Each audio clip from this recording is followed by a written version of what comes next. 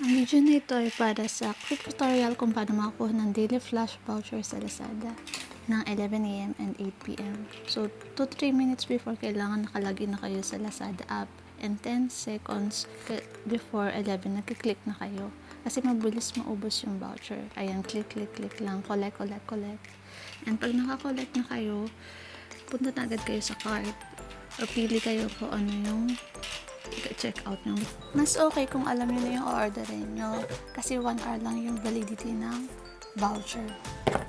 Follow nyo na rin yung mga shop na orderin nyo kasi ilan sa kanila nagbibigay ng voucher para makalist pa kayo.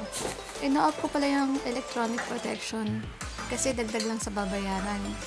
Pero kayo, kung gusto nyo protected for 12 months yung in-order nyo, go lang. Then, proceed nyo kayo sa usual na pag-check out nyo. Mas okay pala kung sa homepage kayo ng coins mag-check out kasi mapipili nyo kung alin yung mga naka 42% off coins, 40 off coins, kasi nakakalas yung sa babayaran.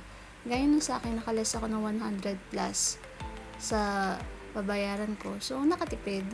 Yun lang. Thank you.